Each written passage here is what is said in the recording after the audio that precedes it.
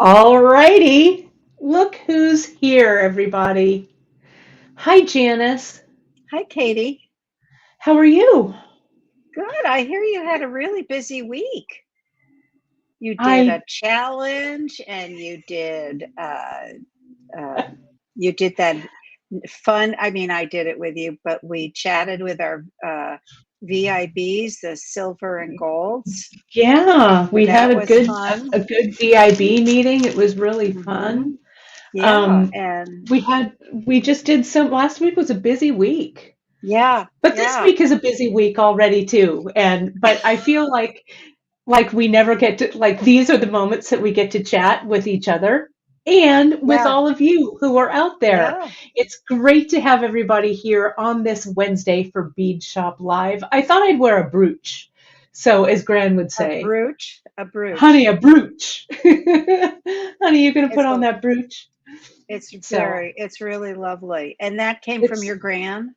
no, this one came from my mom. My mom Oh, uh, and it could have been, but I think this is one that my mom found. We all have a brooch issue in my family. Uh, mm. we we like them. Um, An issue? You have an issue? a You have brooch issue. hundreds. You have hundreds of brooches. I do. Hundreds. Actually, I do. Yeah. I do. So Sometime you have to like do a Zoom show just on your on my brooches. brooches. Well, so what I did, I didn't even tell you this. And everybody else is jumping on and watching it. It's great for all of you all to be here live. We're going to get to our project in just a second, but it really feels like Janice and I have to catch up for a second, so we're going to catch up. Um, I started an Instagram because some of you guys and you guys who are watching and stuff, I get messages periodically about, Kate, where did you get this? And it has nothing to do with beads. It has to Yeah. do with what lipstick are you wearing? I Yeah. want to know more about that brooch, whatever. So I started an Instagram, a Kate style Instagram, and it's called the chifforobe edit, is what it's called. And And what and tell us. you know what a chifforobe is. Isn't it a jewelry case or a No, it's closet a or it's a dresser. Yeah, it's a oh, it's a dresser dress. that has a Okay. closet on one side Yeah. and drawers on the other. Okay. And so Gran always used to say, like whenever I was looking for anything, I don't know, was it like the leftovers, whatever it was, she would say, "Oh, honey, it's in the chifforobe."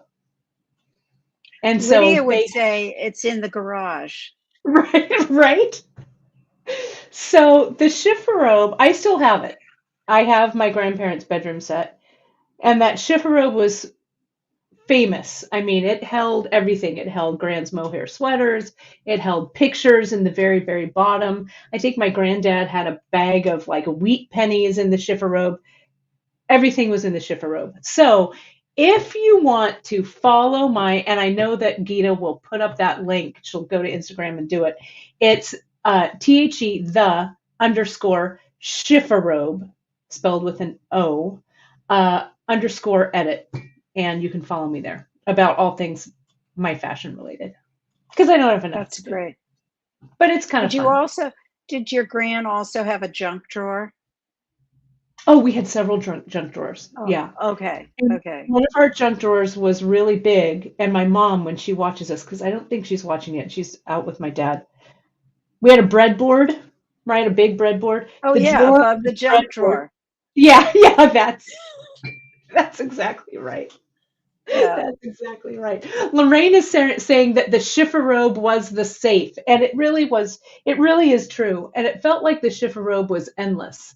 There was endless joy in that chifforobe. I still have it, do we and have it still time has. for a 1 minute, less than a 1 minute story about Lydia in the garage? Yes, I want So to hear. really quick.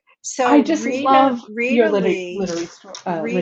who was a designer, may she rest in peace. She left us too soon, but very dear friend and worked for the bead shop when we were in Palo Alto. She and And her taught you husband how to taught pearl me knot. taught me how to pearl knot. Yeah, she came over to Lydia's house and mentioned that one of her boys, I think it was either Michael or Ju- Justin, one of them needed a saxophone for high school.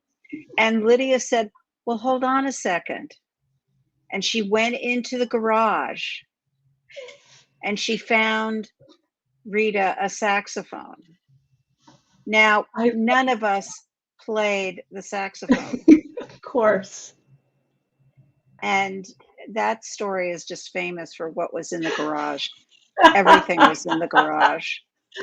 That is so well, Lydia, she was a force to be reckoned with as well, I Yeah, think, right? I mean, yeah, she's the one very who much set you so. up for success for sure. But I love that story. It's Definitely. like that's kind of how my mom is as well. Like if you tell my mom something, I'm like, Gwenda, I'm looking for XYZ, whatever it is. Right.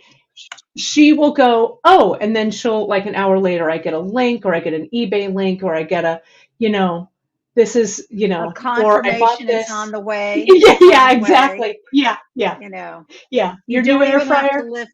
You don't even No, have to lift a finger, Katie. no, It's exactly. done. It's done. It's there. Yeah. There it is. Yeah. So, but Gita did find it, and I put it up on the screen there. You guys can see the chifforobe edit. So it's all about stories about my myriad of accessories. So it's kind of my own retrospective, I guess. But anyway, it's kind of fun. So I love that story, and I love thinking about Rita Lee. We'll have to do Hmm. another pearl knotting episode, Janice, and Yes. dedicate it to Rita, Yes. because I remember working with Rita as well. And then when she started working at Manzer and Gore, I would walk down and see her there. Yeah. Yeah. So that was cool. Um, so before we get to your piece, we're going to Hmm. close it up today. People have also been asking about this piece. Let Yes. me do this. I've named Okay. it, Katie. What did you name it? Yin and yang. Oh, Do you yeah, see kind of like it? this. Do Yeah, you see it? I Do you do. see the yin and the yang and how they come together with that tiara cast lotus component? Yes, the lotus. And it's the two different sides, the balance. Hmm. But you can call it whatever you want. But No, I like it. when I I voted, like it. I said I would name it yin and yang. I like But it. Oh, well, thank you so much for doing that vote. And we'll tell people how to also how to vote. But in case you missed yeah. it and you're wondering what the heck this thing is down here in front of me. So we were delighted to be invited back to the Beadalon Challenge. And Beadalon did this back in January. So this is, they used to do them live at the different bead shows, right? And they would have designers come and they do this challenge live, and you'd have a box of components that you'd work with, and then pardon me, you'd work for an hour, and then they would take photos and they would vote and stuff like that, right? Or Hmm. they would put it up on social and people would vote. So they did it for the first time in January, and I've got the January piece right here. um, and so in January we did this piece, and this is the piece that I did. You guys might remember this. And we had an hour to do it, and you have to use like everything that's not everything, but one from, there's a myriad of vendors that do it, and they're all listed on the site, and we're very happy, thank you so much for, sending us these boxes and these wonderful Hmm. things to work with. So this was the piece that I made for that challenge. And So you won. And you I won. did, and I won. So because I won, I was invited back to do the challenge a second time. So they do it with fresh designers. So I was the only repeat designer because I won that challenge, to thank all of you for voting. So this time, they sent the things in the box were a little different. They had an additional um, vendor that's joining them in this challenge. And this is it was Sculpey was Yeah. the vendor. And they sent us the liquid Sculpey and some molds to do them in. They sent us some pieces, actually, a practice piece. practice materials, I guess I want to say, to work with. So I worked with them a little bit earlier in the week, so I had a feel for it. But they told us that we had to have a toaster oven ready to work as well. So not only did I have to have the bead board out, I had to have the toaster oven out and a timer and all that. So, but I use the liquid Sculpey and I use the molds. I'm going to talk about the Sculpey portion of this. We don't carry it here at Bead Shop, but it's something that you can find pretty readily, I think. And it might just be fun to have a little bit of discussion about, creating found objects and stuff with it. But I've been working with polymer clay forever, for years and years and years, as some of you know, because we've talked about it on this broadcast before. So that was fun. So I made some of those pieces, and so I felt I really had to tap into, I think, my skills that I show here on the live, I think, because I didn't know what pieces they were going to send, right? It was a surprise. I had no idea. You couldn't open the box until they told you to. So there were things that were metal and metal stamps. There were tools that I created, this twisty bead, really old school. There was a huge bag of stuff from Tierra Cast, which was lovely. A huge bag of, not a huge bag, but really nice things from Leather Cord, some beads and different components from Jesse James Beads. So there was a lot of, and of course, things from Beadalon because they were the main host. And Dakota Stones. And Dakota Stones, And these these large hole beads here from Dakota Stones. So it was a challenge. And then these things here, these are all from Impress Art, the stamps and the blanks.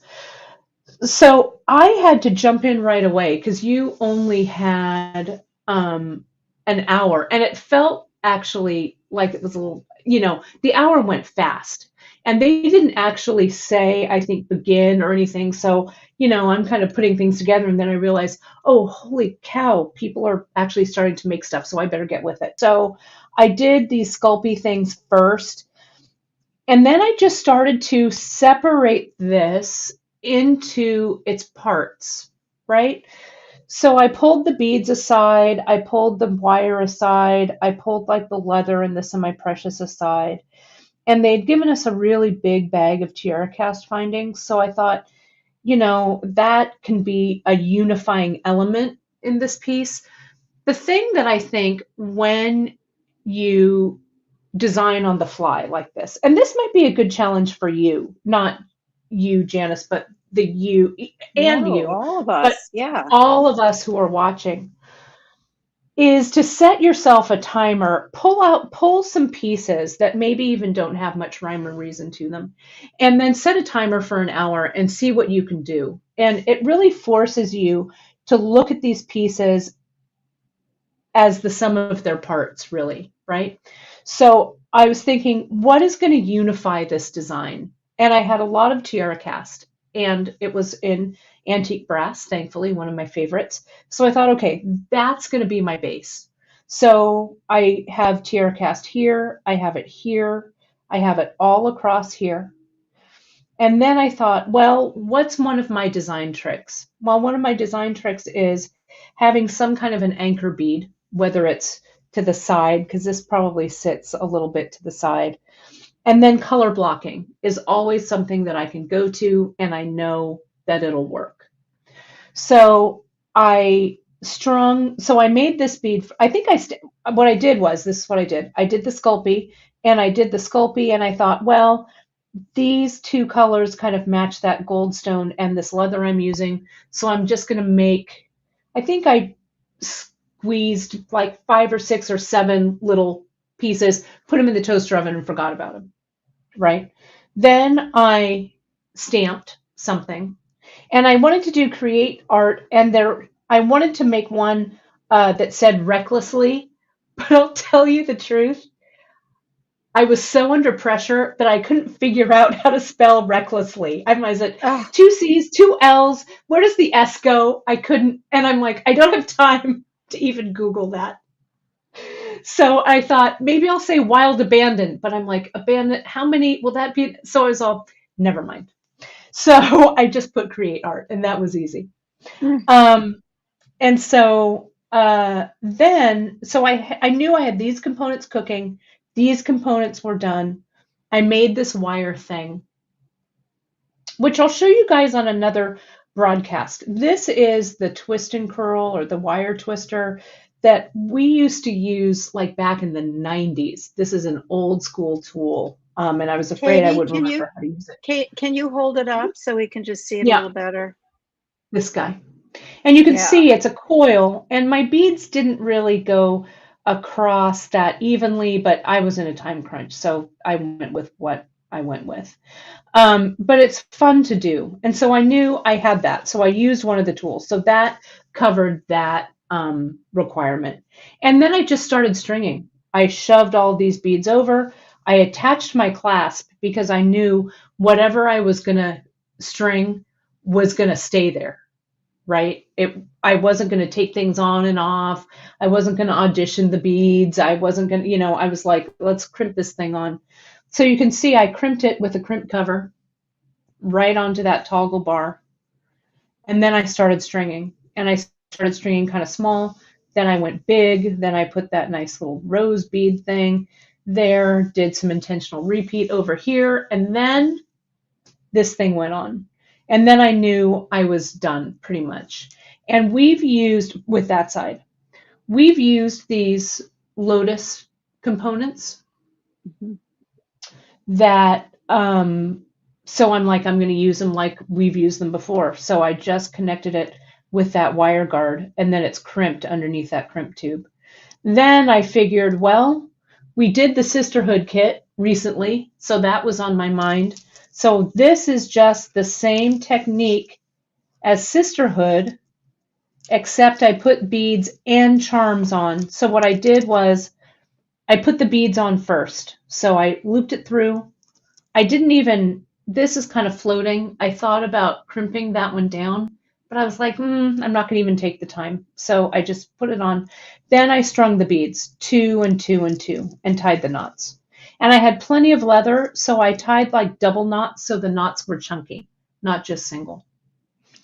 Then once those were strung, I looped, tied the knot, made sure that it fit, which it did, left these tails and figured we carried this little palace crimp, so I just glued it on, right?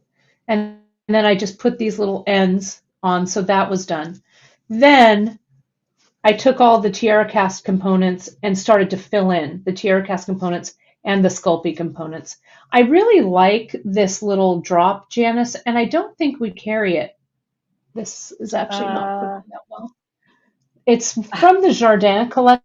yeah, yeah. Did we put it in the one of the sisterhood kits? Two-sided. Um, It is so I pretty. used We that. should carry it. We Yeah. should carry it.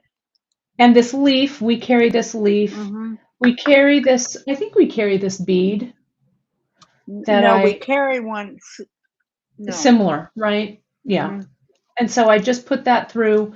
They'd given us some little tiny crimp beads, so I just used that crimp bead on the bottom and did the loop. So I filled in with all of these components until it looked right. And I thought, you know what? I'm just going to keep filling in until they call time. And then they called time and I was done. I thought about Googling um, recklessly and stamping the other one, but I was like, yeah, that ship has sailed. So I didn't worry about it. Um, I guess I can't spell under pressure. I can string a full necklace, but I can't spell. So, but anyway, so that's kind of how it went. So I really appreciate you guys voting, and if you do want to vote, you can go right over. It's on the Beadalon Facebook page. So if you go to Facebook, it's also linked in our newsletter every morning, and the voting ends at the sometime at the beginning of October. I'll get the exact date, and we'll post it again on all of our social. But I really, Katie. Mhm.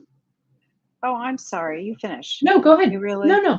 I was a little confused about how to vote. you got to vote once. Was that it? No, And you I can didn't see vote the rules. whichever ones, however you like. I mean, you can vote for more than one, And but you just do it vote for by your clicking favorites. on the like, the Clicking the thumbs like up. button. Give it a thumbs up. But you can only vote for Kate Richburg once.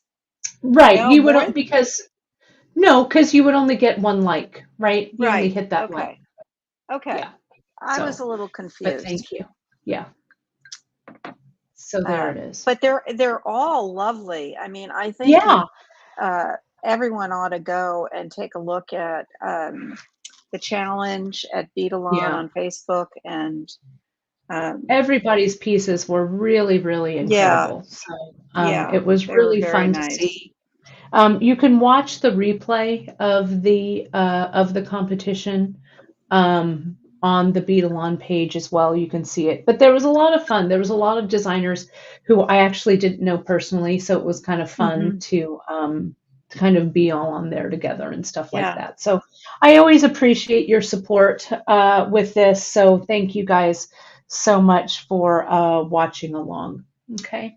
So let's get down to the nitty gritty here of your piece, Janice.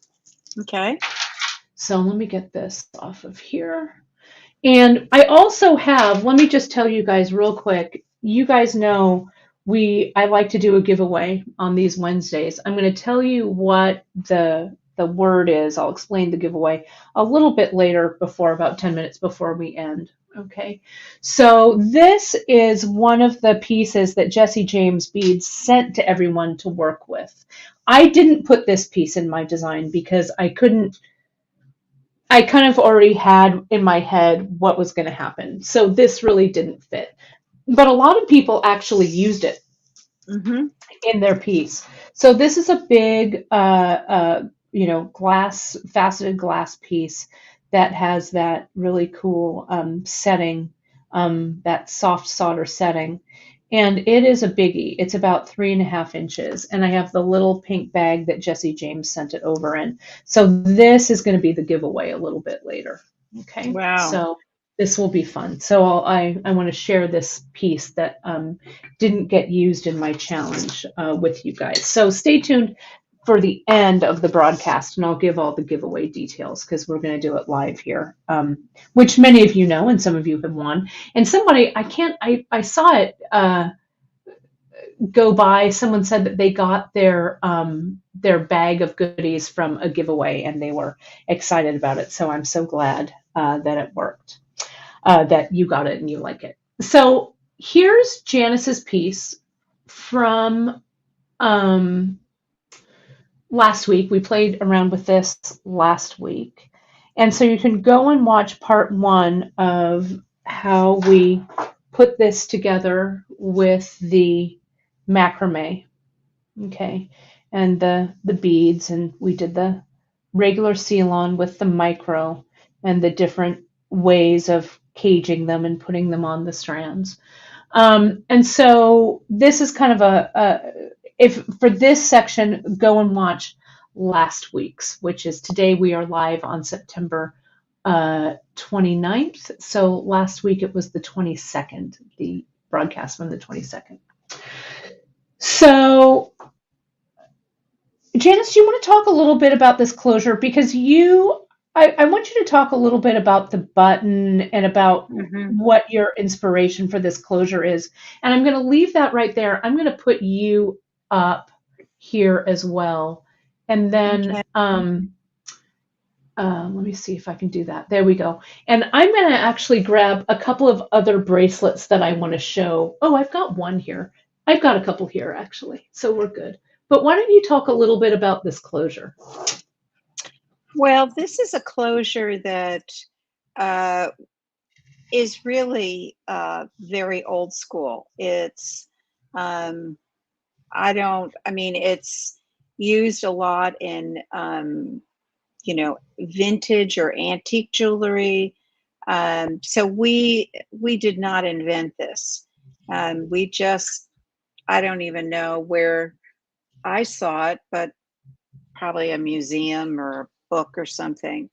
but we used it in a design that we have uh, years ago called Gypsy Hmm. bracelet. Hmm. And Which I have it's one right based here. right. And we are all for the UltraSuede, which um, is, has no animal ingredients. It's, Yeah, it's a vegan, faux suede. and Yeah. yeah, it's a faux suede. And I love ending things with the UltraSuede. And so I wanted to combine, there, I mean, there's a long laundry list of, well, I took a little bit from the buffet line of micro macrame, and I took some from Gypsy bracelet, and I took some from Odyssey, and then just, square macrame. It goes on and on, the number of then poetry. And this part was where, oh, and then also you've been working with embellishment. Emily started, sharing with us how to embellish on faux suede, Right. kind of free form. And so I had all these visions of covering the ultra suede with lots of embellishment. Um, and I ended up uh, a little bit in a pickle because I actually did the faux suede, the one that has the loop on it. Hmm. I glued that closed. I Hmm. got to the point like where I am now with the button side. I put the different threads in the regular C-line into it, and there you go. And that's what I wanted to do. I'm going, oh, I'm going to Hmm. do that. And then I said, this is going to, I mean, the necklace itself You were took a also really under the long gun. Yeah, you were and I like, kept hearing, you have to mail it to us. You have to mail it to us. So I did put some light cardboard inside and then glued the loop side shut. Um, and then, yeah. And then I said, okay, the button is going to go on the other side because you really do have to reinforce it through the hmm. ultra suede. That's a long way of saying I didn't do enough planning. Well, I think so. I actually, Janice, I didn't know that you put that cardboard in there, A and little that bit. is a little bit. So, what did you glue that I with? I used a little bit of just the Zap glue. I'm Hmm. I'm not big on using lots of glues for different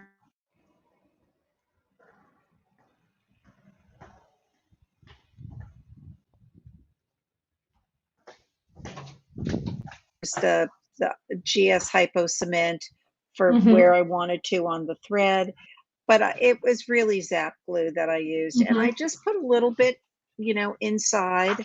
I cut it smaller, but I felt like the necklace is heavy enough. Hmm. Um, do the other samples you have there, do they have anything inside, or is it just, No, this one. So I wanted to kind of explore that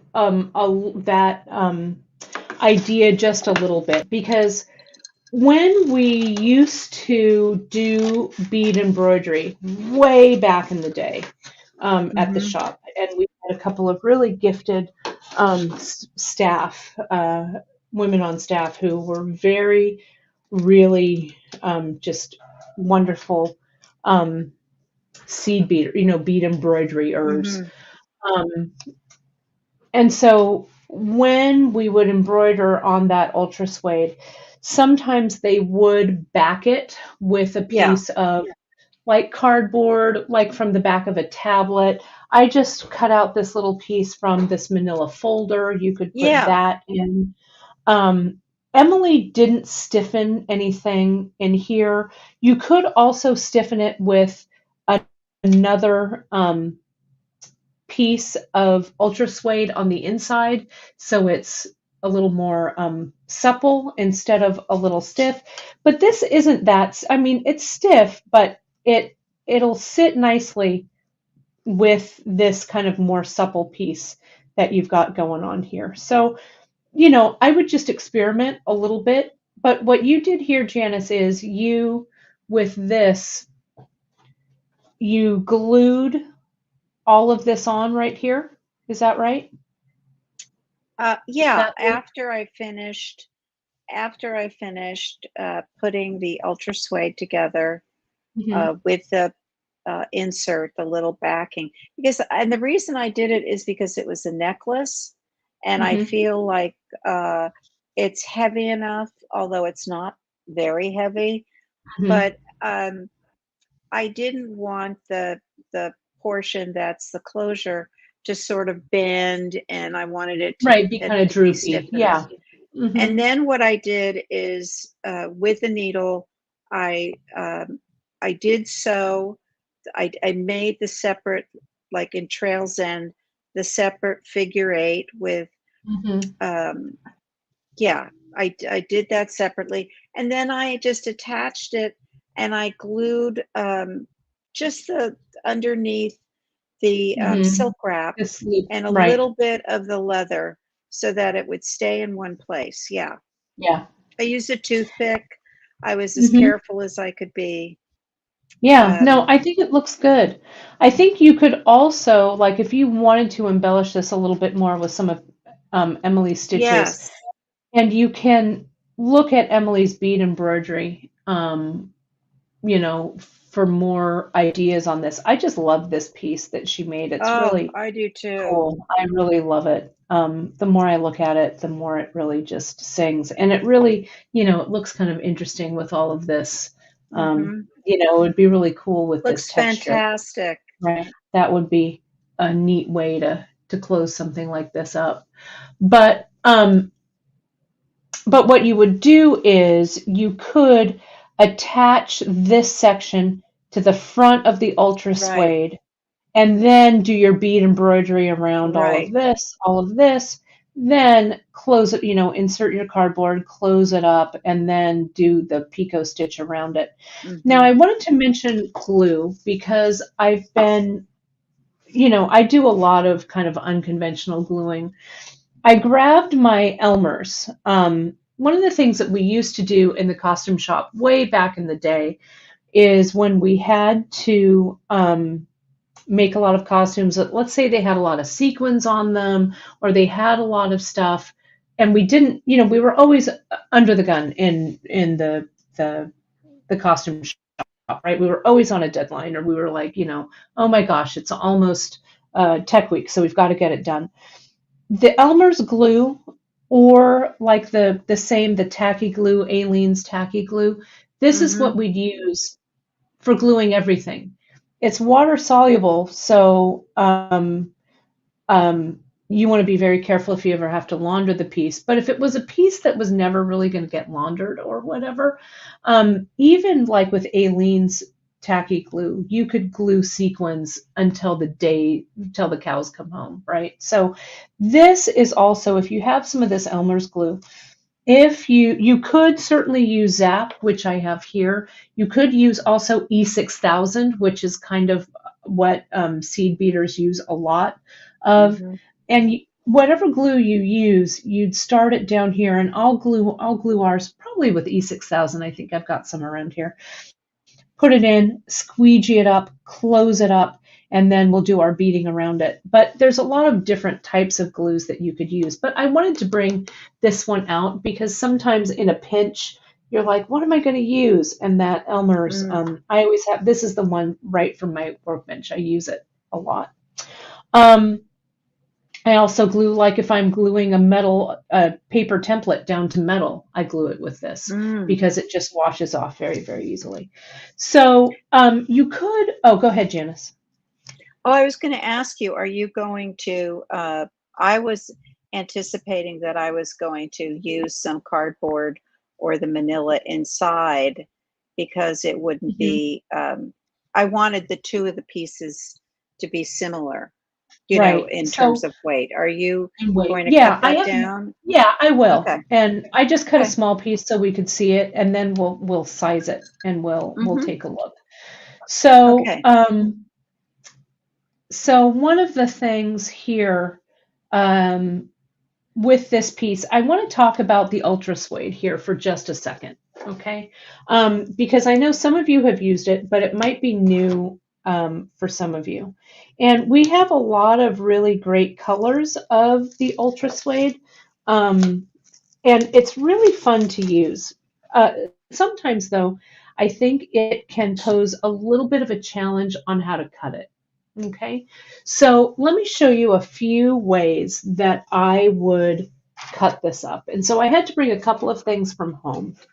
It's things that we don't carry here at Bead Shop, but you've seen me work with them before. And if you're a sewer or a quilter, you probably have these in your stash. If you don't, you can grab them at your local fabric store or independently owned quilt shop, which we love those quilt shops. And you get like a mat, like a small mat. I have this one that travels that I take to quilt shows and stuff, but you can get mats, different sizes and stuff like that. So let's say though that you just wanted to cut this with scissors, okay? The UltraSuede, you can see it has some weight to it. And it's, again, a man-made material. It's not an animal hide.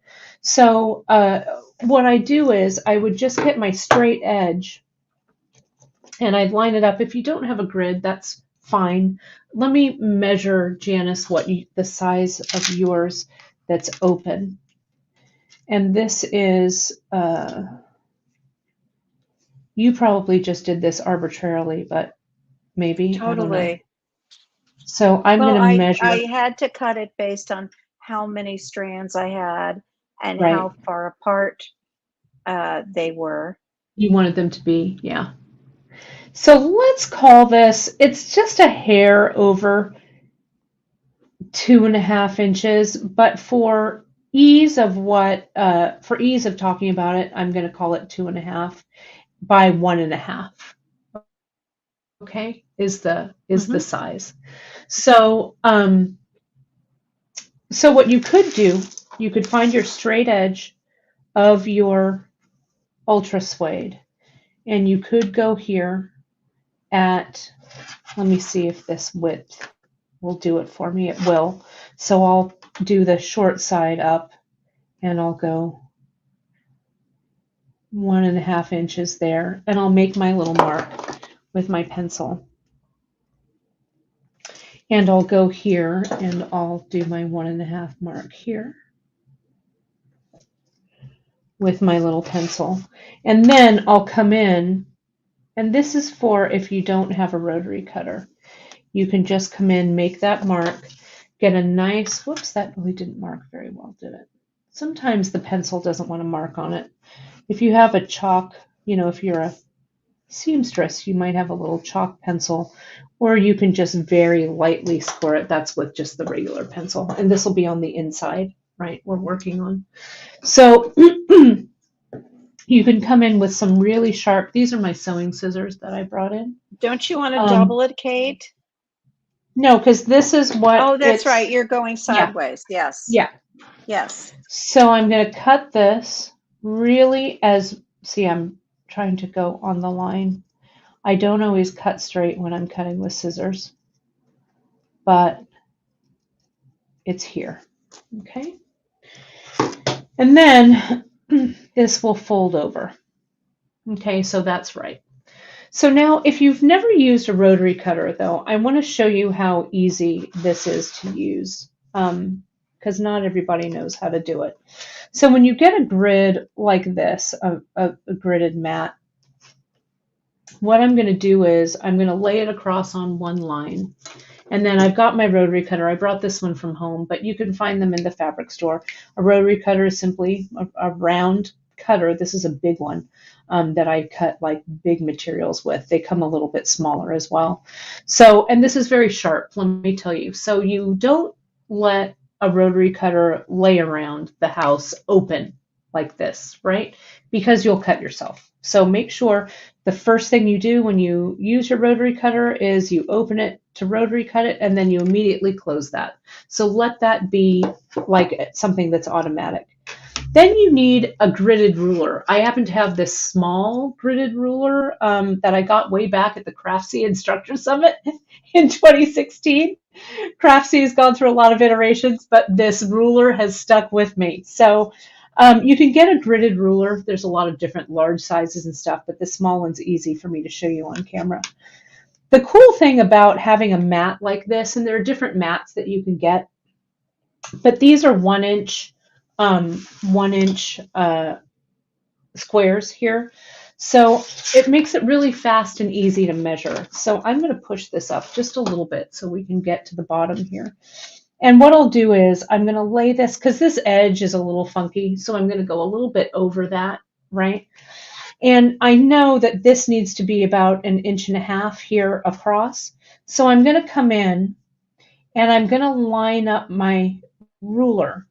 And notice where I've lined it up, everybody. Sorry about that. The light is kind of reflecting in here. But you can see this is 1 inch. This is 1/2 inch right there. So that's the width. And in order to line it up, I've lined my ruler up on this 1/2 inch mark, but also notice like this 1/2 inch portion of the ruler is also lined up on this 1 inch line. So it allows me to line my ruler up. Like I don't have a 1/2 inch mark right here. Whoops, you can't see that. I don't have a 1/2 inch mark right here. So I line up that 1/2 inch mark here. It goes over to the 1/2 inch here, and I'm all nice and straight.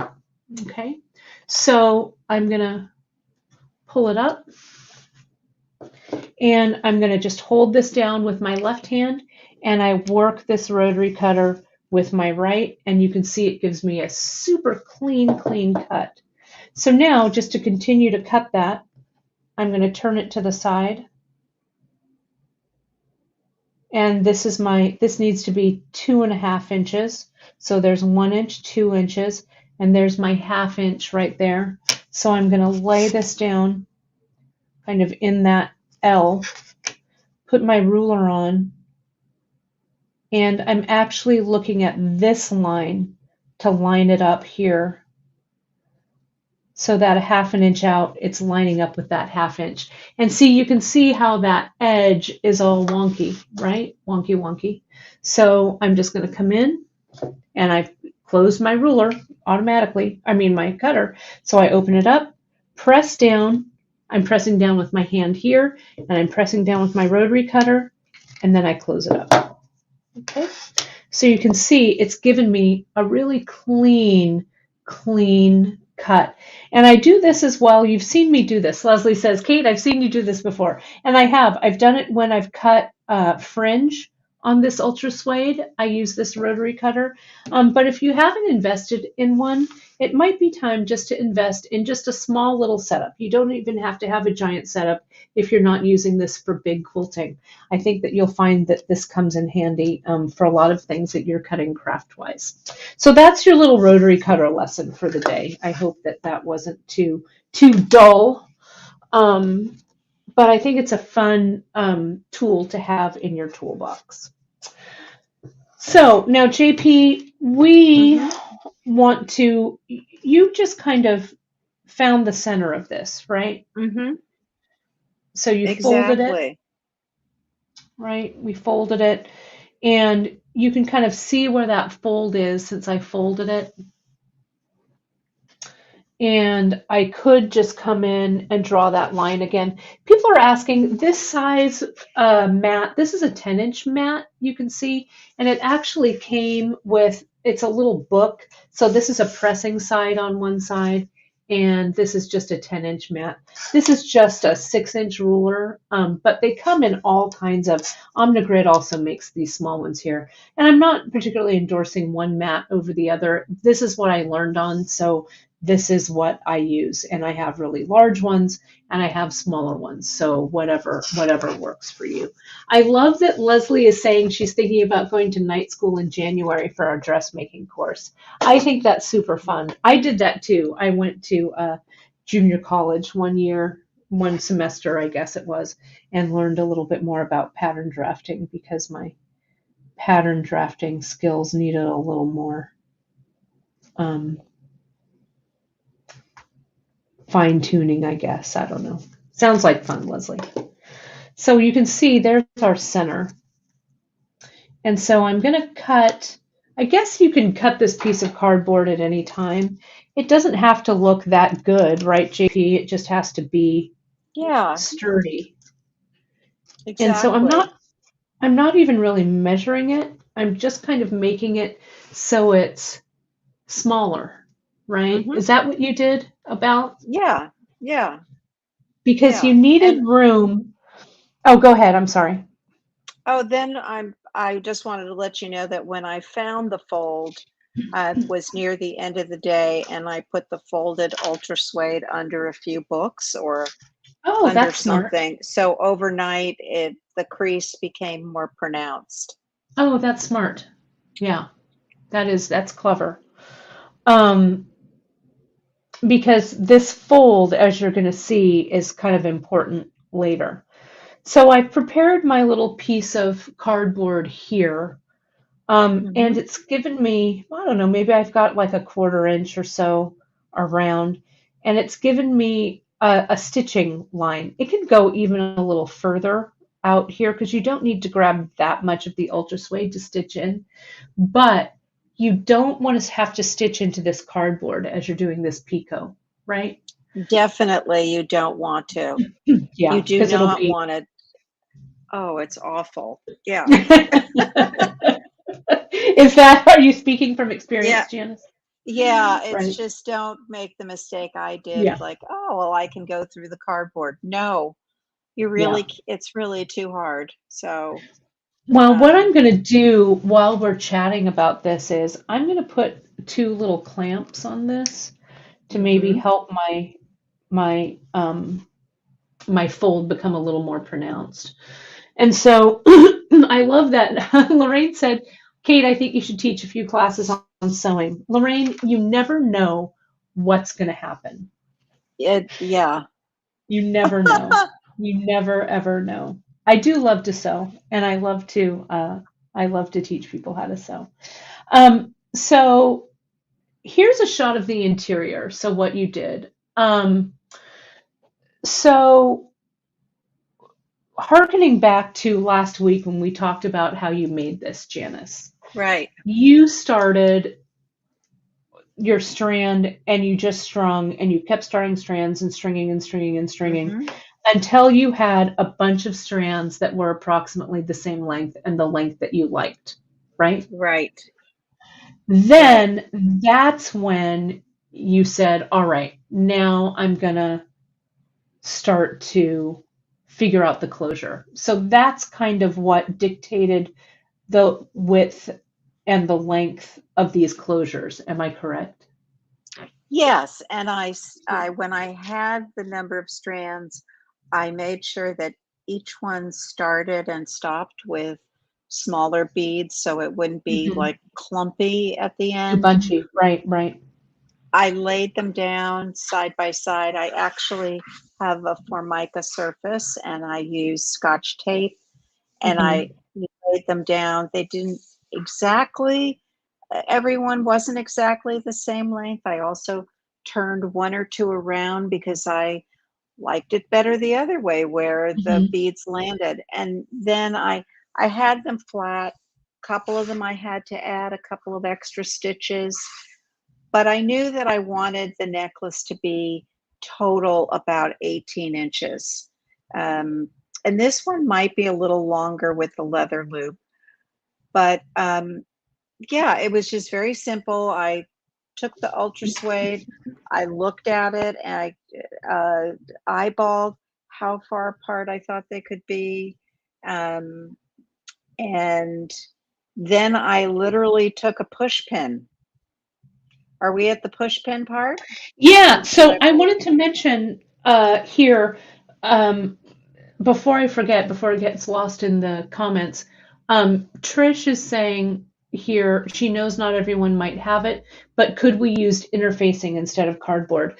You certainly can. And what you would do with that interfacing is instead of gluing it down, if it's fusible interfacing, you could just follow the directions on the interfacing and iron it in Mhm. to adhere it. So Yeah, and like a mid-weight interfacing would work, or 2 layers of thin, whatever would work. Yes, of course, you certainly could. Um, so what you did then, Janice, is, and I'll bring this one in, you laid it flat, and you said you Hmm. used a push pin, right, to You could use bore the your little awl. holes. Hmm.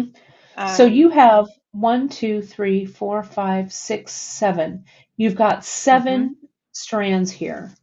So hmm I would guess is I would start at the center and I'd work my way out so that you've got your center point here. So we know, and I'm not going to even measure this. I'm going to eyeball it because that's just what I'm hmm going to do. You could measure, find the center, and make that mark, but I'm going to go ahead and make my poke here with my awl, and be careful, don't want to poke your fingers, but I'm going to make that hole with my awl. And can you see hmm the hole is in there? It's kind of hard to see, hmm but it's easier to see on this side. And so actually, I'm going to actually poke it back up from this side because we want the UltraSuede, we want the tunnel facing towards the back of the UltraSuede, because what you did then, JP, is you've got, remember the stiffened needles, everybody, that Janice hmm did with the zap? She just threaded that needle right through that Just hole. right through. Yeah, just like that. Then you would come in, and so let's say I've got 3 per side to do. I Hmm would look at this visually and I'd make that mark halfway in between. So I'd go about right there, make that hole, and then I'd half this distance right here, and I'd half this distance right here. So that's how I do it quickly without measuring. You could also hmm measure. And then I'd come in from the other side, look at where I poked those holes, and make the tunnel go the right way. You know, you can also, when you've got your strands taped down to your table or you're looking at them, you can also take a piece of sketch paper and you can Right, put a pencil mark on a straight line for where you want each strand, and then put that little drawing up against the right, fold that in and your make ultra your, suede right, and make your and make hole your that mark. way. Yeah, Yeah. that's a good idea too. Yeah. So there's lots of ways to do this without hmm having to get your ruler out and be super precise, because you don't need to. And then you get your next strand and you just bring it through. And those stiffened Correct. needles just come in. So what Janice ended up with was this right here. Okay. So I'm looking around for I our didn't evening even, Kate, I here. didn't even knot them. No, you didn't. That's what I was going to point out. You didn't even knot them. And what you did was you put a little bit of glue there to kind of hold them Hmm in, right? Yeah, So I'm going to give these a little bit of a trim now. I think it's time, sure. Crew right? cut. Crew cut. And I'm not going to go too far down because I want these tails of this of these to kind of end up underneath my cardboard here, right? So I'm just going to clip them. Where am I? I Are could you use my going small to scissors. put the button on before, or are you going to put the button on the other side? You could. So your button's already on here. So Right. what you did, when did you add this button? I added it right about now before Yeah, I did it now because I didn't put the cardboard in yet. right. So did So you put your button on like on this side here before you poked your strands through? no, I poked my strands through first, and Okay, then and I then you sewed visual your button on. because Hmm. yeah, because I might have also cut the sides a little more off of the ultra suede. I wasn't Right, really sure yet. Did I, want it? Did I cut the ultra suede too big for the right. amount of strands? And so I eyeballed pretty much everything. So Yeah. then I sewed it on, and then I would uh, put the cardboard inside. Okay. So that order of operations is obviously cut your UltraSuede, Hmm. measure, poke your strands through, don't even need to knot them. Maybe after they all come through, add a little line of glue there and let that seal. Yes. And then sew your button on. Then after your Yes. button is sewn on, we're going to cut these strands and we're going to add this piece of cardboard or Right. interfacing or whatever it is. So I can't see my thread snip, so I'm just going to use my sewing scissors here because they're sitting here. But I'm going to bring all of these in, and just like I used to cut my bangs in the mirror, I'm going to cut these across. And just like my bangs in the mirror, they're going to probably be a little crooked, but as long as they're, I'm going to leave myself. It's better to trim them one more time than trim Hmm. them too short. So I'm going to trim them about there, and I'll measure. That's about an inch-ish. Okay. So you've got about an inch inside. Kate, I also want to Uh-huh. say that the loop I did, the figure-8 loop with the silk wrap, that was the absolute last thing I put on because I had to make sure, based on where I put the button, was the loop, Right, was the two sides going to close the way I want them? right. Um, and so I So factored, this was a little bit of a reverse. So you do this first, right, then you would size this loop accordingly. right. And then I would also place it accordingly so that Hmm. the two UltraSuede ends would meet up and not be off kilter. You want them to line up as much as possible. Okay, that makes sense. So I'm going to come in and I'm going to bring these down to kind of like the flat side here without the button is where I'm going to be gluing. So you can see my button is here. The patient's on the table, right? I've got my strands Mhm. and it's on its little baggie. Okay. So I'm going to put the glue on this paper. And then I'm going to add maybe a little bit more glue. But I also don't want a lot of glue where I'm stitching. Did you glue all the way to the ends, Janice? Do you remember? No, I tried to keep the glue from coming to the edge because I didn't want any of it to squeeze out. Right, exactly. So I kept it in about a quarter to 3/8 of an inch because Okay. I knew when I flattened it, the glue would also, Smush smear out the more. ends. Yeah. Yeah. So what I'm doing, and it's hard for you to see, I'm trying to get this. Of course, I have You're at the the end dregs of the, yeah. of this E6000, your favorite that I do. I use every little bit of glue. I like the Uh, E6000. I just didn't have any here to work with. yeah, yeah. And so I'm going to come in and I'm see with how I do this with my toothpick, but you would do this with any glue you're using. If you were using the Zap, if you were using the Elmer's, even if you were using the GS Hypo, but see how I'm getting it right up against the edge of that paper. Well, I'm going to get some Elmer's now. I never knew that.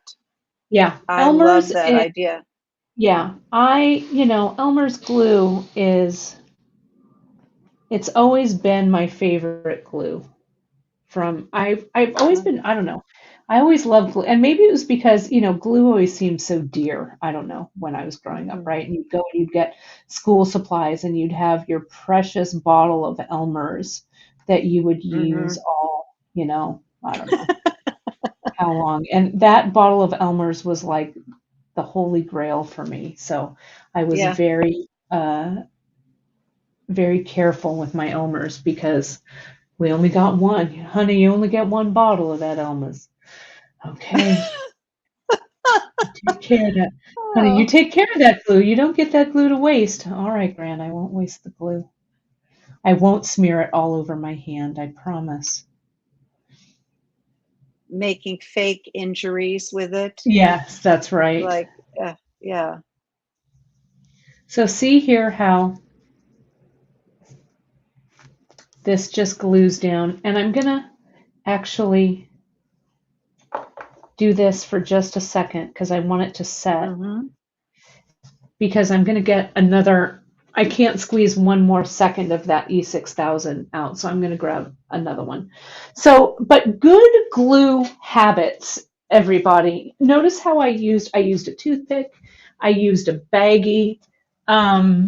Don't be afraid of glue. And with glue, as with anything else, less is more. So, you can always add a little bit of glue, but we can never take that glue away, right? Mm-hmm. So, It's true. It's so true. that's my glue lesson for the day. So let's go ahead and glue the rest of this on. So we've glued the cardboard. And again, if this were interfacing and you had a little iron, you could, iron that in onto your. You could even iron it before you do all the rest of this stuff, right? And then you could also, or you could place it here and iron those strands in. Um, for those of you who are familiar with how to use the interfacing. So so this is already set up pretty nice, okay? And so I'm going to add a little more of my glue here, and I'm going to use this cardboard as kind of my template so I don't go any further all over. Where did my toothpick go? There it is. Okay, so I've got my toothpick. And the thing that I like about E6000 for this kind of work, and it was Emily who really said, you guys, we need E6000, is that the E6000 is fairly flexible. Like the Zap glue is great, but it's a little stiff. Mm-hmm. So this really, and I'm just going to seal that edge. See, I'm going on to my UltraSuede just a little bit with my toothpick. And I could always shove that toothpick with a little bit of E6000 down in between these two layers too. But I'm just going to do that. Now I'm going to start here at the bottom. Put down my gluey toothpick.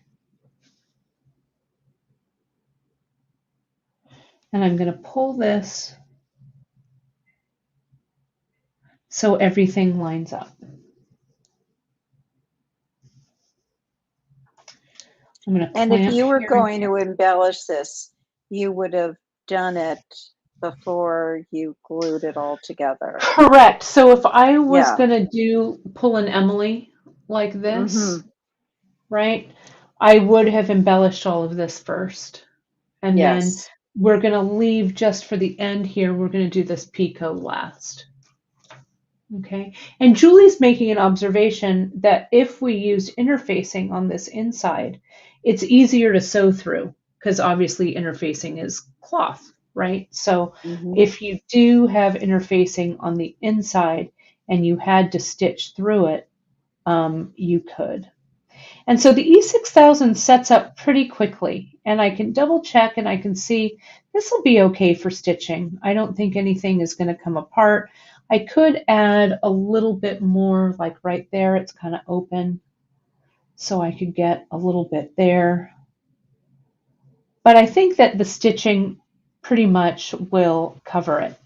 Now, when you Mm-hmm. stitch this, Janice, you stitched this picot all the way around. So you guys Yeah. can decide how you want it to look. Like on this one, when I did this edging for this gypsy bracelet that I didn't even do a picot. This is just stitched around the side, but I didn't stitch along the bottom. But you can stitch along the bottom, along the side, however you want to do it. Well, I So like that the mhm, picot covered the top of those this strands. closure, yeah, I Yeah, agree. I yeah. like how that looks too. Let me get rid of that glue. So now the needle that you used, did I you use a used your sharps sharps. probably? Yeah. Yeah, Let me the see if I've sharps got one 10, and I sitting used here. the KO. Oh, great. So, where's my strawberry? My strawberry with my needles in it. There it is. It's just over here. So let's get our needle. And did you use just a single strand of KO, probably? I I think I used it double. Double? Yeah, it actually looks That's like it's my double. tendency. That's my Yeah. tendency. I know you and Yeah. Emily are bead weavers from way back, and you'll use it single. But I'm just, You're double just your Janice. thread, You like to Janice. double it. Yeah. Double your thread. Well, I'm gonna Uh, wax my KO okay, here. And I think you use gold, but I have this that's sitting on here, so that's it's what I'm gonna okay. use. Yeah, it'll be fine. And so Janice did what's called the picot edge, and you've seen us do this before. It's a really handy kind of stitch. And she used 8/0 for this. If you want, you can go down to an 11/0, like what Emily did here on this Yeah, piece, okay, which looks, which also looks nice. Just depends on how you want to do it. You could also use an 8/0 at the base and a couple of 11/0 up on the top.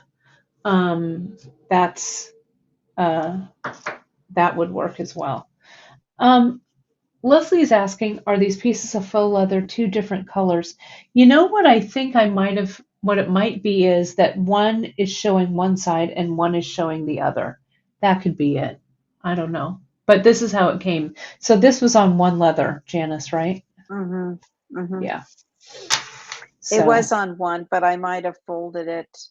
I thought I yeah, was it might pretty have reversed. careful about Yeah, folding it, but so that they it were on doesn't the make same much side. difference. But The same side.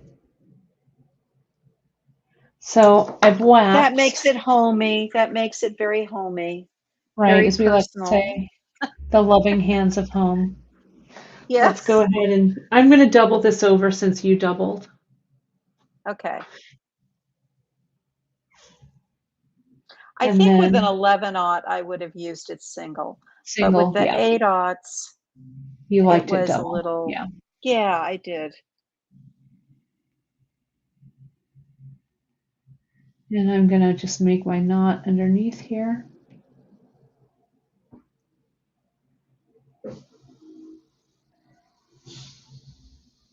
And tighten that up. And I want a nice knot that's not going to pull through my UltraSuede. So I'm just tying a little double knot here at the bottom.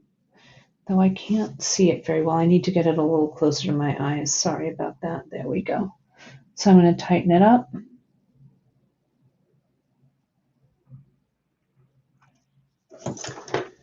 And I'm going to trim that tail. Maybe. I don't know what happened to my thread snips. My thread snips would be I don't easier. know, but they're, They're yeah. somewhere, but these fabric scissors feel like they're so huge. So I'm going to start from this edge because it looks like um, it's just a convenient place to start for me. So that's what I'm going to do. And I've got this little opening, so I'm going to use that to stick my needle through and come in and bury the knot right in there. Okay. So now what I'm going to do is I'm going to come in. Now I haven't picoed in a while, but I'm going to come in and I'm going to put on 3 beads. Tell me if I'm doing this right, Janice. And then I I can't come up from the remember. front. I'm going to come up from the front and then I'm going to come in from the back and I'm going to eyeball that I that thought you this is put on 2 two bead beads. widths. I think the first one you Two. put on 3, right? Because here's my picot. Okay, so see how Gosh, I'm that's so old. Yeah. 2 bead widths right here. Okay, And so then you now come up through the middle one. that's right. So I'm going to come up through this one here, Mm-hmm. and I'm going to add my 2. Okay, and what Julie is saying is that it's the grain, and this is a good thing to think about too, that all fabric has a grain to it, the grain line. So the way that you cut it, like the way that I cut this, or when you cut your 2 pieces, if you really want them to match, like if I cut one piece this way and then I turn it and I cut the other piece this way, see how even this is the inside and that's the outside. So ultra suede is directional. Can you see how those two match and those two don't? So that's something that you do want to think about, right? That there's a grain line and then it has a front and a back. You don't really have to worry about it so much, but I'm just pointing it out if things like that matter to you. So here's our first picot, right? And I came through from the back to the front. I've come up through that bead hole. Now I've added my 2 more beads. Now I eyeball it with a small stitch that is going to be the size of my 8/0 bead. Okay, so I come in from the back to the front. My little middle bead sits up like a little crown on top of those 2. And then I bring my needle back to the starting position by pulling it up through that 8/0. And I do like, Janice, this doubled thread. It feels Oh, good. Yeah. sturdy. Yeah, it feels sturdy to me. So I'm going to come in. See, that's a little close. It's a little, as I like to say, a little bit of a close talker. So I'm going to pull it over just a little bit here. Okay. From the back to the front, catching both layers. There's no cardboard. If there's glue, it's minimal. There's more glue on my fingers, I think. I'm going to try and get this little bit of E6000 off so I don't look so raggedy. And then I pull it through. Okay.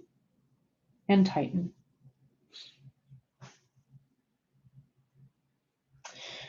So now again, my needle comes up to the starting position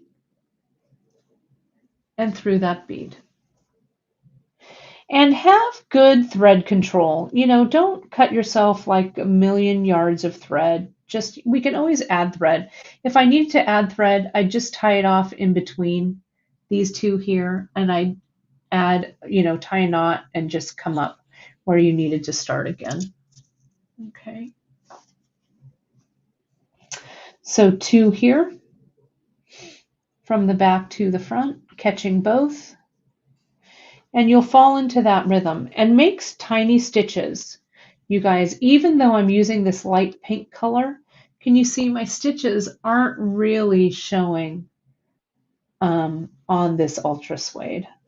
So that time that Gran taught me how to hand hem a hanky, She that taught lesson you how never to left. hem a hanky? Yeah. Oh, yeah. With the tiny little rolled hem. Oh, wow. Yeah. Oh, yeah. Gran she was a pretty good needlewoman. My mom is too. My mom probably actually is a better needle worker than Gran was. Because Gran knew some simple stitch, she didn't know a lot of fancy embellishing stitches, though she knew some, but it's not a lot of time to be super fancy. But my mom is a really good embroiderer. But Gran did know how to tat. She taught me how to tat. All of those skills that are really in the 21st century, super relevant. So if the apocalypse Yeah. comes and we need fancy doilies, I'm your woman. I got you covered, everybody. But see You how never know. you never know. I like my Yeah. apocalyptic table to look as nice as anything else. Uh, so, but see how what you're going for, like, see, I've got a little more space there, maybe a little less space here, but it doesn't make any difference, really. Okay. My mom says, "Don't we all have hankies?" I knew you were watching, Ma. That's right. These little tiny stitches. Gran would say that the back of your work needs to look as nice as the front. Hmm. But yeah, no, my mom is very skilled in all of that embroidery. She can knit, she can crochet, she can do all of those needle arts because we learn from the Absolutely. same person. Yeah. Yeah. So And that's I really it. would Oh, definitely, oh, sorry, I would no, no, go definitely ahead. recommend matching your thread to your UltraSuede, Mm-hmm. or matching it to your beads. Because then it won't show at all. We're not as good as you are, Kate, where you really Well, are so skilled at this. And but I would match it so yeah, you see it even less. yeah. No, it's true. And you did, Janice. You matched yours very nicely, Hmm. so it really blends. I didn't know where the gold was, so I just used Yeah. this. But you Right. can see, so you'll go all the way around, keeping turn. Let me show you how to turn a corner because sometimes that can be a little daunting. So since we're here at the corner, I'm going to come in, and there's no real right or wrong way to do this picot, right? Just make it look good. And if you're doing a double strand, sometimes see I can see a little bubble of thread right there. So I just want to pull both of them so they're tight. That one, there it goes. So let's get this and bring it. Whoops, that's not what I was going for. There we go. Bring it up. So now I'm going to turn the corner. So I'm going to get my two beads, 1 and 2. This just happened to work out too, right? That I ended it here. So I'm going to turn the corner and I'm going to go kind of right up against the corner almost, but kind of where the hole of the bead will be right there. Bring it through. So see how that middle bead kind of rests on the tip of the corner? Then I'll bring it up through bead number 3 here. And now I'm ready to go across here. So you may have a little bit more space here or whatever, but it doesn't matter. Okay. Oh, Linda's asking from the show before, who was the artist with the beads in the oven? That was Helen Dietz, Linda, when we'd go Yes, and see her. So she would keep her beads in the oven because life is too short to cook when you can bead. Okay, it's so true. Helen Dietz, dear, dear Helen. Our friend Julie Young, who you see, not Julie Young, Julie Wiest, is our buddy who she jumps on the bead table and stuff from time to time. Julie would work with Helen. She and Helen were very great friends, so she has helped kind of keep Helen's flame alive. But those were really the halcyon days of beading. I look at them as it's really when I learned how Mm, to do so many things from so many people. Janice, you, and you were talking about our friend Rita Lee. I learned so much from hmm. Rita, and all of those doyens of beading that came before us. Well, So, I'm flattered to be even associated with, you know, oh, in that well, category because well, yeah, you amazing. are. She She was amazing. is, yeah, yeah. And uh, the thing about Helen's jewelry is that the necklace never ended. I mean, you could Yeah, keep going. yeah, It wasn't even about the finished piece. It was just about beading for beading's sake. And you could keep adding strands, and then you wanted to put a counterweight down your back. And it was right. like there were people who joined a class that then they were in the class for 6 or 7 years, and someone Right. else joined at year 3. It was Yeah. just, No, it was and really Helen would crazy. just say, Yeah. "Oh, you just start, okay, You just just pick up start. your thread." Yeah. Yeah, She would literally tell you to get a few beads, pick up some thread, and start. And you'd be like, well, what am I yeah, making? She was like, it yeah, doesn't matter. You're yeah, just going to yeah. start making a ball, right? Hmm. So, Oh, Julie Young. Julie Young is watching. Hi, Julie. It wasn't you. It was our friend. And Julie knows Julie Weiss, too. We have got so many Julies in our lives. But I'm so gratified, Julie, that you're watching with us today. Um, but yeah, I mean, that's these handcrafts as people are commenting in the comments. Um, I think they're important to hand down. Mm-hmm. And I was very, very fortunate to have all of these great teachers in my lives. As Helen would say, and it's something that I still say to this day, you wear the necklace, don't let the necklace wear you. Mm-hmm. Because she was all of like maybe 4'9" or something, and those Right, necklaces right. probably weighed 10 pounds. She was. So that's it. And So there's you just another continue. Julie. Oh, sorry. Oh, go ahead. Another Julie. I was going to mention Julie Gore. Julie Gore. I knew you Uh, were going to mention Julie yes, Gore. That's right. Gore, who's up in Mhm. Seattle, who That's right. designs the most exquisite Exquisite jewelry. Yeah. jewelry and was also very active in the jewelry community and the bead community in Palo Alto, Yeah. and now has her own studio up in Seattle if anyone's up there. I'm happy to connect you with Julie. Um, Well, yeah, she's really she's just got, terrific. Manzer and yeah, Gore was a real iconic Palo Alto jewelry store. They dealt in estate yeah, jewelry, which yeah. was amazing. I have a piece from them.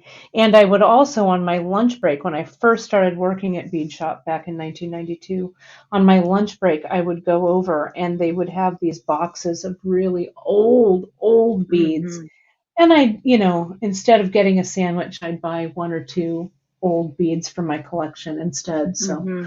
Um, so that was fun, and just looking at that jewelry and stuff was really such a Yeah. such a great education.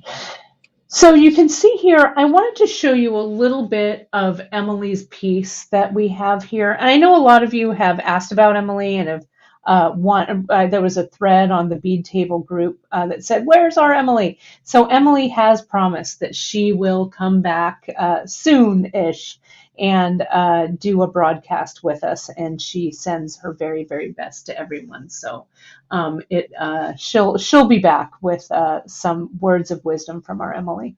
But she was really very touched by that post. So thank Mm-hmm. you for that. So this is just really a basically up and down. This is kind of like a picot. You can watch Emily's broadcast, but filling in, I think this would look really Oh, wonderful, especially with some of the O beads. mm-hmm. Where did I put? I had the O beads here. So let me show you guys these just a little bit. And then, oh, shoot. You know what? Before I show you guys this, we could talk and reminisce all day. Let me talk to I you about the know. giveaway real quick, and then I'll show you this final thing, and then we will do that. So as you guys know, I'm going to put us on camera here real quick, JP, just so you know. Okay. So with our giveaway, you guys, as you know, you're going to add your comment into the whatever feed you're watching. And this giveaway is only valid, bear with me here a second, I've got to click over. The giveaway entries are accepted today on this live broadcast only. So what we're going to do is, before leaving a comment in your comments, you're going to make sure that StreamYard, which is our streaming platform, has permission to see your name at streamyard.com/Facebook. And that's only if you're watching on the bead table. If you're watching on our YouTube channel or on our beadshop.com Facebook page, you don't need to do that. And if you've already done it before, you don't have to do it again. But since Facebook groups are private, you have to grant StreamYard the ability to show your name on the screen. Okay, so today's hashtag entry, what you're going to do is you are going to enter hashtag drop in the comments to enter the giveaway. And if you'll remember, the giveaway that I am sharing today is something from my box from the Beadalon Challenge, which is this beautiful soft soldered framed crystal. So enter drop in the comments. As many times as you enter drop, it doesn't matter. We're only going to enter you once. At least that's what that program does. Okay, so I'm going to do that. And as you're looking at this, let me put that back in solo layout. And so we'll let that go for a few minutes, and then I will do the drawing. So with this picot, or with Emily's piece, I think these O beads would really look great with that.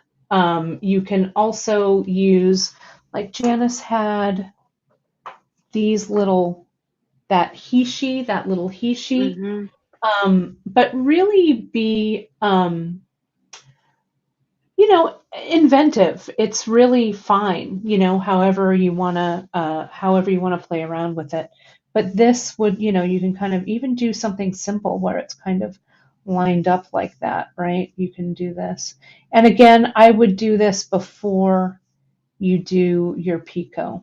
And you can stitch these on, or stitch them on with, a little 11-aught or whatever like that.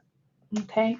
So Kate, however, do you have a button there that just in one of your bowls that you could just put on top of Emily's embroidery, and we could just see what a button looks like on that beautiful pin of hers, just to say, well, if you did the whole thing and then when you were done, you added your button, what would that look like? Do you have anything let me sitting there by rustle any around chance? here. Let me rustle. I Okay, tried to I'm keep just those back, but curious yeah. because the button stumped me. Once I put the button on, I thought, well, what am I going to do? Am I going to go Right, just along the edges? And I right. think if I had done the embellishing first and then Right. added the button, I would have been more creative. Well, I don't have a button, but I have, like, Okay. this could stand in for it. So, like, Oh, let's yeah. pretend that that's the button there. And Yeah. so if you have a button and you were going to do the embroidery, maybe what I would do here is I would get my piece and I would mark it. Right. Maybe my button. Mm-hmm. This pencil doesn't really want to, so I'm going to pull a no-no and do this with a very light pen marking. You could get a chalk marker too. But let's say that my button is going to go right there. Okay, just so you can see it. I wouldn't really normally do it with this pen. But then when this gets sewn on, and obviously I made it a little bit bigger because the button would be a little bit bigger. Then you could say, okay, and you could even make it a little bit bigger and then embroidery over that line so you didn't see the Right. line, right? But then you kind of have an idea about where that placement is. But I think there's no wrong answer here, JP, right? Like, I really like this curved portion that Emily did. So if you look at this and you say, okay, like how I I love held it all up of it. kind of like this, but this Oh. curve, I think, really is kind of, it really fits nicely in this space. So, just, and maybe before you would do embroidery on something like this, right? Maybe you might just want to make yourself a small little badge like Emily did here, and it's a fun little thing to wear on your on your coat lapel or whatever, like this, right? So, but that's really it. There is no wrong answer here. And this is something else I wanted to mention. If you didn't want all of your strands to be so far apart like this, if you wanted them to be a little bunchier, you could make your UltraSuede a little thinner, in width, right? and then Absolutely. kind of stack your strands up, or maybe put 2 strands through each hole. So they're a little more bunched up and they flow out a little bit differently there. It doesn't have to be this width. You could have it be a little thinner. So it just depends on what you like. Okay. So let me go ahead and I'm going to add our giveaway screen in here. So bear with me here just a second. And we can see that we have 68 entries so far, 69. So make sure, you guys, if you haven't put hashtag drop in the comments, do so right now, because I am going to hit that draw button. So let's see who wins today. This is always so exciting. I know. I wish I could win it. Well, it's true. Yay, Judith! You are the winner today. And Judith, what you are going to do is you are going to email your mailing information right into info@beadshop.com, and I will get this little precious pink bag right on the way to you. Okay? So great. That was fun. That's always fun. So let me move this out. There we go. All right. So Janice, that does it for today's broadcast. On Friday, Friday is the 1st, if I'm not mistaken. Right? Yes. I can't believe So it. I know, October 1st. So you and I are going to have Bead Doctor on the 1st, which is going to be fun. And then we'll take if you guys have, there we go, there's our background. If you guys do have questions for the Bead Doctor, you can submit your questions right to info@beadshop.com. We also have a new monthly mix that we're dropping, and I'll tell you the name. It is called Fire Opal, and this was Janice's idea, and we played around with it. I think you guys are really going to love it. So we're going to talk about the monthly mix on Friday as well, and perhaps get some ideas for you guys around that monthly I like mix. the way you say played around. Everyone, you ought to know, I put together some ideas, and then Kate takes out, slashes, then puts in, and it's so much better than what I did. So yeah, I played around, and then Kate got down to business. Oh, So that's not always true. it's real. Wow. No, it's pretty true. It's pretty true. It's a good group effort, that's for sure. Well, Yeah. we're really stoked that you guys loved this project as much as we did. Janice, it was a really wonderful piece. We're going to finish this one up. I'm almost done, so Claire will have it to finish that photographing. Thank you. If you guys are so inclined, you can go right to the Beadalon Facebook page and give this piece a vote. I would love it. It doesn't look too bad on. I'll cover my fruit here. It's fabulous. I'm very excited. So it's a charm necklace. That's It's a charm necklace. About it. Yeah. Yeah. And so I'd really love your support on that. And you can go right to facebook.com/Beadalon. So that's that. So we'll see you, Janice and I will both see you on Friday for Free Tip Friday. Until then, everybody, stay creative. And as always, we really appreciate you. And we'll see you soon. Thanks so much, everybody. Thank you.